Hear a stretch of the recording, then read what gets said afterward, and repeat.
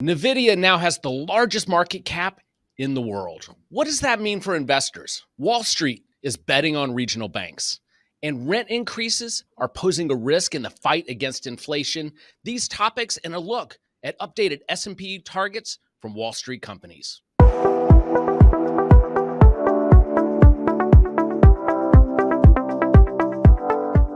Thanks for tuning in to this episode of Investment Insights from Opal. My name is Jay Coulter. Joining me, as always, Adam Mueller and Austin Graff. If you'd like to ask the team a question, please shoot us an email, podcast@opalinvest.com, or scan the QR code on your screen. Our first topic for this week is around NVIDIA, which is now the largest company in the world after surpassing Microsoft yesterday. Adam, what does this mean for investors?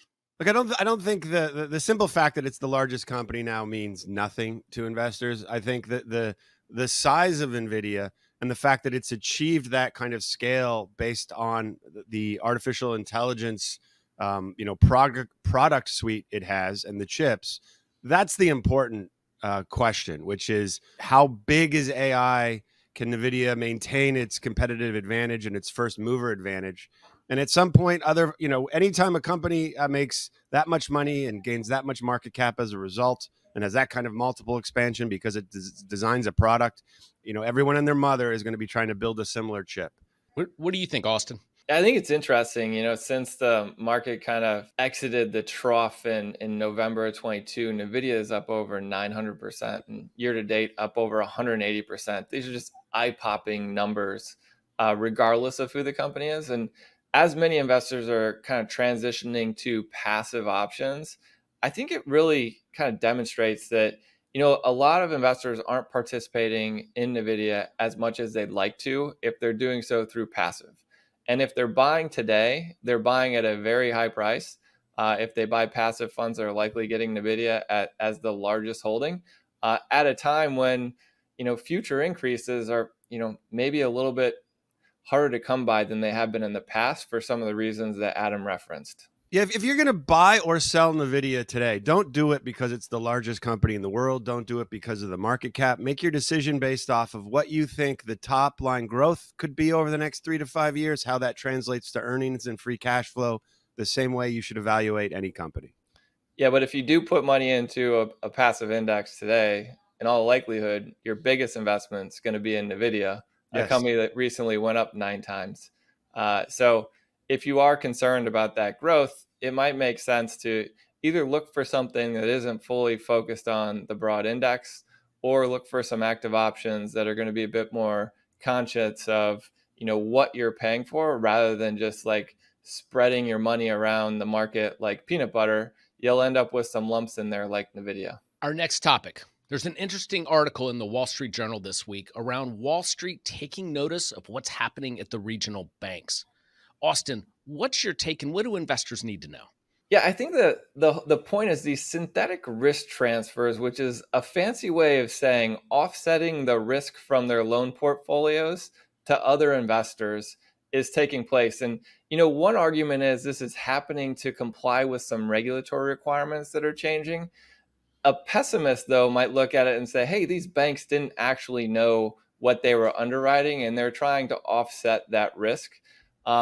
It's more likely a combination of the two, but I think leaning towards the banks didn't really understand what they were underwriting because they're paying a pretty significant price to get these things off their books. They're actually paying hedge funds double-digit yields to insure against losses in their loan books, which does free up capital, but it puts a big dent in their income statement because they have to pay those double-digit yields to go lend to other companies. So I think that there could be more risk to come. Another thing on the back end of that is there are the actual financing of the purchase risk transfer actually just spreads that risk out to other banks in the system. So if we were trying to improve the systemic risk embedded in these portfolios by offsetting the risk to hedge funds, it's not working because the hedge funds are just reaching out to other banks who are financing those pools, and you're just transferring that risk to other banks, which tend to be foreign banks. Kind of smells like 2008 and 9. Adam, what's your take? Yeah, I was about to say that, Jay. You read my mind. It's like not the first time that banks have looked at their balance sheets and gone, "Oh, whoopsie, what's this?" and then tried to find a bigger dummy, right? Like remember the leading up to the global financial crisis when a bank would look at its balance sheet and say, "What are all these weird mortgages? Oh, let's just package them up and sell them to Iceland." They can't read the fine print. It's dark 24 hours a day. Like it's the same story that just plays out again and again. And hopefully you'd hope people have gotten a little more savvy and a little more careful. But the reality is it's very tough from the outside looking in to look at a bank's balance sheet and understand what's there. They know, and the royal we, in terms of everyone else who's not in the bank, it doesn't know. The most telling thing should be that JP Morgan did a transaction towards the end of last year to transfer $20 billion of risk off of their balance sheet to the balance sheet of others. Do you think if JP Morgan thought that all of those loans were money good, they'd be selling it to other parties at a double-digit yield? Probably not. So I think people should remain somewhat skeptical. I think if we were to look out on the horizon and try to identify where there could be a problem in the market that causes the Fed to react aggressively, it's probably something linked to these portfolios, as many of the banks that know best are trying to get rid of them. Yeah, if Jamie Dimon's going to give to charity, it's going to be the hair club for men so more people can be a sexy silver fox. It's not going to be just gifting other banks, assets that have a high return on investment. Next topic. Most Americans are still feeling the impact of inflation. And there's an interesting article in the Wall Street Journal about how rent increases are really hurting the fight against inflation.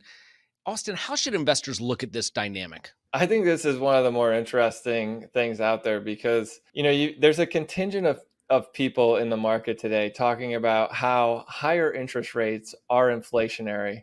And quite frankly, I've thought that that's a bunch of nonsense because they're saying, people are generating higher yields on their portfolios. So then they're turning around and spending that money in the market and creating an inflationary environment. I think that argument's nonsense.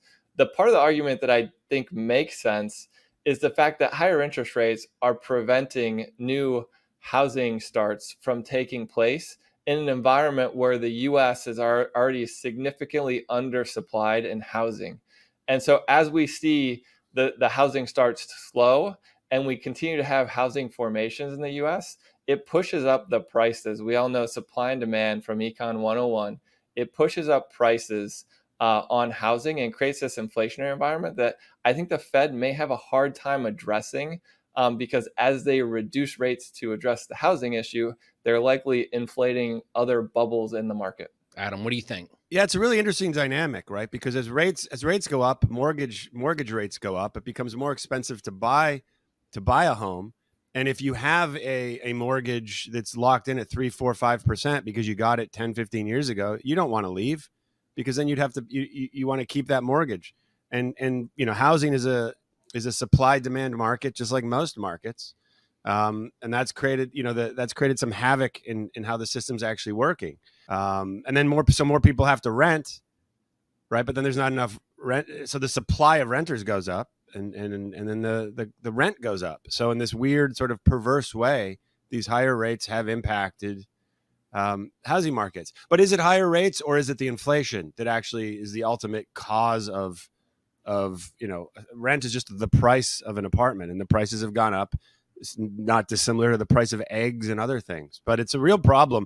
And it does feel like the Fed's mechanism of slowing the economy in this cycle doesn't seem to have worked as well as it may have in the past. I think this is a problem that the Fed can't fix with straight monetary policy. We need more regulation of some sort, or reduce regulation for that matter, in order to address this issue and create more available housing. And it comes down to the Fed has this very blunt tool of monetary policy. It can't fix everything. And so just because, you have a hammer, you shouldn't treat everything like a nail. The Fed may need some help from others in Washington to address this situation. Yeah. And it's also a generational issue. I mean, if you're under the age of 35, it's incredibly difficult to secure housing because of rates, find housing, and then you end up paying more for rent. And that's going to create some real rifts going forward. I wonder if this is going to become a topic here as we head into November. And then you think to yourself, I probably shouldn't have gone to a liberal arts school and majored in slam poetry. Our last topic for this show, we are reaching the midpoint of the year. It's time for Wall Street firms to start updating their end-of-year forecast. Adam, what's your take on what you're seeing in the market? Well, it's interesting over the last week that several large banks have increased their estimates for the S&P 500 is going to end the year. Goldman and Citi went up to 5,600, which now after the last couple of days is only a few percent up from where it was. But their previous estimates would have required the market to actually fall, which clearly they don't think is going to happen. And Evercore went up to 6,000 from their previous level of 4,750. So they're thinking there's another almost 9.5%, 10% of gains for the year. And look, I have a lot of sympathy for people whose job it is to estimate where the S&P is going to go over the next 6 months. I'd rather guess when Taylor Swift gets married than where the S&P is going. That's a very difficult task, and you're never going to get it right. And all that's really happened is that the market's done well over the first half of the year, up 15% or something. And they've said, well, we don't necessarily think it's going down, so we got to adjust our numbers. It's not rocket science. I wouldn't put too much faith in any of these numbers. I think that the information they're really telling us is more just directional than anything else, which is they're saying, hey, I think the market, I don't see an imminent crash, and I'll adjust my numbers if things change. Yeah, I think that they tend to chase the market around, and occasionally you'll get a rogue economist who comes out with a different view. And, once in a while they're right, but more often than not, they're wrong. And so one of the more interesting things to focus on is just what's the expectation for earnings growth versus where valuations are today. Valuations at 21, 22 times forward earnings estimates are relatively elevated. You've got expectations of anywhere between 10 and 11.5% for earnings growth. And by the way, we've already seen, a 15-ish% increase in the S&P 500 this year. It indicates that these economists expect either earnings to accelerate in the back half of the year, or they expect valuations to continue pushing higher. It more than likely indicates that valuations are going to continue pushing higher because the Fed's expected to reduce interest rates. Is that going to be what actually happens? Nobody knows, but they're not going to change that estimate until something bad happens that pushes the market down 10+% most likely. So if you're listening to these economists, you're always going to be behind because they're always reacting to what the most recent move was in the market. Yeah, to your point, Austin, Goldman, when they upped their estimate, said it was due to higher fair value PE multiples. So they're basically saying we're gonna assume the market has a higher multiple for a little while, and therefore our estimate goes up. What I found fascinating, though, and the most interesting comment was when Citi's increase, where they attributed it to investors are living in unusual times. What does that mean? I don't know. If someone said, "Hey, you should buy this thing," why?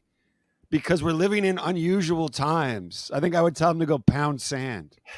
Gentlemen, thanks again for a great podcast. Viewers, listeners, learn more about Opal Capital by visiting opalinvest.com. Submit questions, and we'll answer them on your next episode by emailing us at podcast@opalinvest.com. The viewer of this content should not assume that any information presented or made available on or through this media channel is receipt of or substitute for personalized investment advice. Opal Capital, LLC is an SEC-registered investment advisor. Registration with the SEC does not imply a certain level of skill or expertise. Opal provides its services exclusively to registered investment advisors, either through a sub-advisor relationship or a model provider consulting arrangement. For a copy of Opal's disclosure documents, please visit advisorinfo.sec.gov and follow the search instructions. Visit opalinvest.com or opaldividendsdigest.com to learn more.